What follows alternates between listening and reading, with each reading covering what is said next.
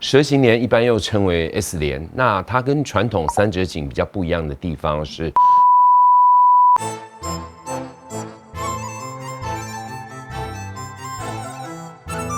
建材大小事，每日学一词。大家好，我是住得好。今天要介绍的字词窗帘。窗帘是挂在窗上用来遮蔽光线或视线的帘子。时至今日，窗帘不仅因应需求窗型而有了多元形态的变化，更可以达到美化空间的目的。窗帘的种类大致可分为功能性窗帘和布纱帘。功能性窗帘像是铝百叶、木百叶、卷帘、风琴帘等，除了兼具实用及美观之外，也慢慢随着生活形态的转变，在形态及功能上而有了不同变化。不仅可以适应特殊窗型，还具有好清理、不沾尘螨、抗潮湿等优点。而落地的布纱帘是一种经典的选择，布艺串起了大片落地窗的气氛，在居家上面也更有温度。而风格上，布艺织品比较适合一些图腾、花草以及影像的展现，让居家生活充满颜色及想象空间。听完以上的窗帘知识，更详细的窗帘挑选方法及购买须知，就请目前位于棚外的主持人卫斯理来解答吧。Hello， 卫斯理，你在吗 ？Hello， 住得好，建材大小事，我为你解释。大家好，我是卫斯理。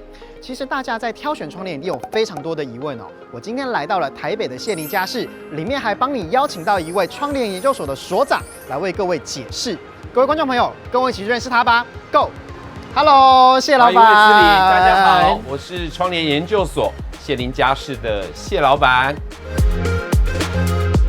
谢老板是这样子的哦，就是说观众朋友们如果来到谢林家饰啊，他真的完全不知道要怎么样挑选窗帘，你会怎么样给观众朋友建议呢？我会建议，第一个你要把家里的平面图带着，第二个现在设计师常常有他的3D 图，也可以带着。更重要是，对于未来你充满家的一种期待，来到谢林，你可以看到花花世界。不同形式、不同色彩的窗帘是，我想说，既然都已经来到了谢林家饰，我想说，可不可以请谢老板稍微再带我认识更多？那我们到里面。好的，好的。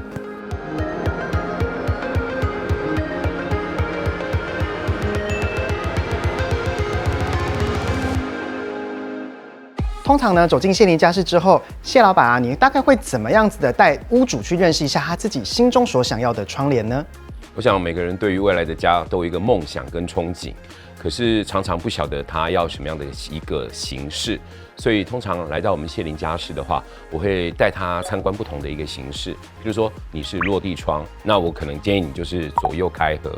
那如果你是半腰窗的话，那像现在有很多的功能性窗帘，可是功能性窗帘又有很多种类。那至于什么样的适合你的家，那我会针对这个部分实际操作，给客户去感受一下，让他来决定什么样的窗帘是适合他的。那刚刚已经有提到了所谓的功能性窗帘，我想是不是可以请谢老板来帮我们稍微介绍一下功能性窗帘有哪些呢？从早期的百叶卷帘到现在比较新的，譬如说双层可调卷帘，就是俗称的调光帘，那丝绸百叶或者是风琴帘，各种不同形态窗帘的出现，那给客人第一个更多的一个感受，第二个他可以选择更适合他家里居住一个环境的一个气氛。真的好有趣哦！我们一下子就马上可以了解什么叫做功能性窗帘。接下来呢，想帮观众朋友来提问，那什么叫做布纱帘呢？其实就专业的分工来说，会透的，那不管多厚，那这就是所谓的纱帘。那布帘呢，就是不管厚薄，只要不会透的，那它就是所谓的布帘。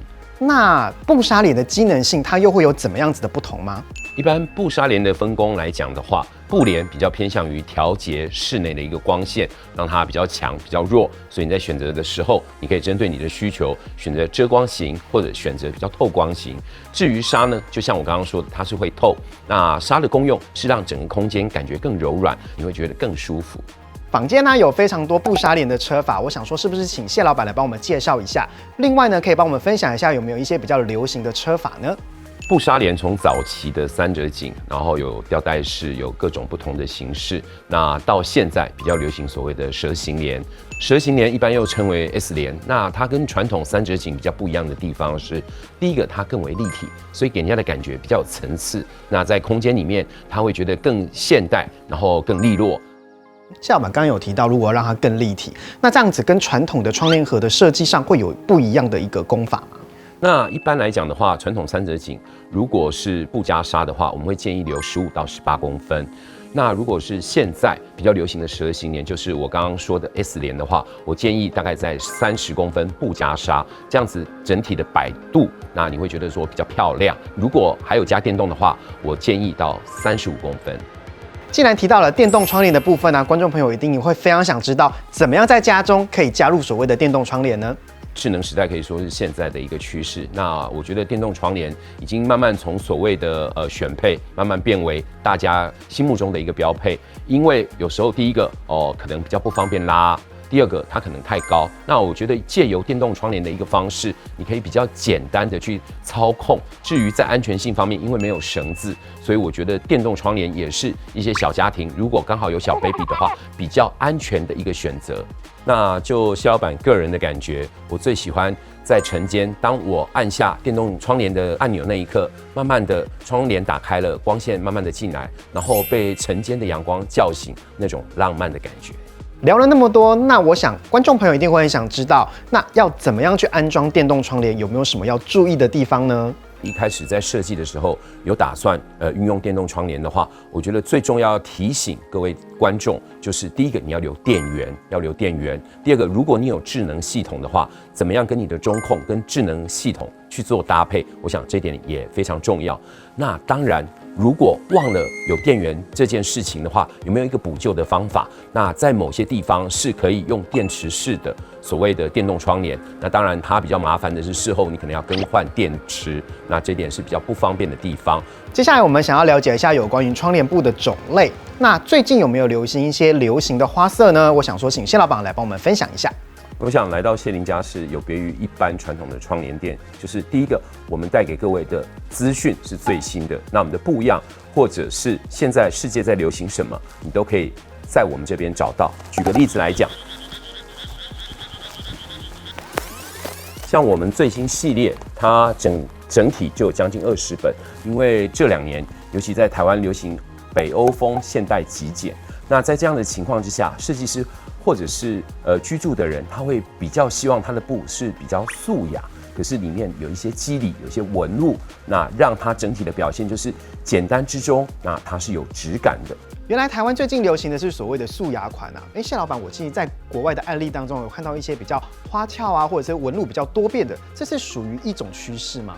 以台湾跟整个世界来说的话，在这方面确实有一些差别，因为我们比较流行所谓的简洁简单，可是有肌理有纹路。那世界上来讲的话，可能它的色彩或它整个的纹路或它整个织纹可能会更多变化。那从台湾可能比较偏向于所谓的素面的提花布，那世界呢可能比较偏向于所谓的央带，让更多的色彩来丰富整个居住的一个空间。接下来进入我们的快问快答时间。这个呢是我们每日一词的一个很重要的桥段。这个桥段呢就是谢老板要再帮我在10秒内回答5个问题，你就会获得一个案例的时间哦。那谢老板准备好了吗？好，那我们就开始喽。第一题，布纱帘除了打折的方式之外，有没有一定要知道的细节呢？我想第一个车工很重要，第二个因为要让它整体的幅度有蛇形帘的感觉，它下面记得要加铅条。第二个在2个去收合的地方下面要加一个铅块。第3个你要注意一下你的插钩是不是选用比较好的不锈钢型的插钩，我想这一点是在布纱帘非常重要的一个地方。第2题，如果已经完修的房子啊，它没有窗帘盒，这时候我想安装蛇形帘是可以的吗？理论上是有一些必要条件。那如果遇到这样的状况的话，你可以来找窗帘研究所的谢老板，我们尽可能完成你的一个梦想。第3题，窗帘布啊，除了作为窗帘使用，它有没有其他的用途？其实布艺来讲的话，它是织品，它可以运用的范围可以说非常的广泛。譬如说我们的绷布，譬如说我们的抱枕，譬如说我们在沙发垫上我们的卧榻，其实可以运用的范围非常非常的广泛。第4题，观众朋友一定会非常想知道的哦。那窗帘要如何清洁保养呢？我们常说窗帘给洗衣店洗，对不对？答案是错。我建议，因为现在所有的窗帘，我们必须慎选啊，都是很好的，就像车子开久一样要保养。我建议你找专业在清洗窗帘的厂商来帮你做后续服务的一个工作。谢老板果然是有备而来轻轻松松就回答我4题。最后一题喽，认真回答啦！来谢林家是除了买窗帘，还可以买到什么产品呢？刚刚跟各位说了，也跟各位介绍，我们有台北，应该说全台湾最齐备的布艺织品。那我们还有更多，你可以看到很漂亮的进口壁纸。那最重要，我们还有现在流行，为了居家定制的定制家具。来到谢林，可以说来到一个软装的世界，让你实现你未来家的一个梦想跟憧憬。恭喜完成我们的快问快答，接下来就是我们的案例时间，谢老板开始吧。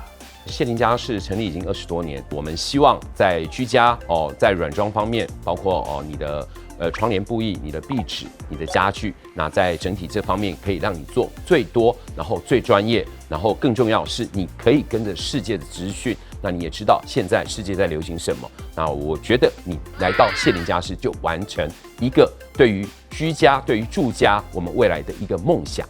节目的最后，非常谢谢谢老板来到我们节目当中，让我们很快速的能够了解这么多窗帘的知识。如果观众朋友们还想知道更多的窗帘知识，记得打开右上方的资讯卡，我们会有一些窗帘小学堂相关的一些知识提供给各位观众朋友喽。节目最后跟观众朋友说声再见，拜拜。好的，今日每日一词的内容就是这样，千万别忘记订阅我们的频道及开启小铃铛。我是住得好，每日一词，下次见。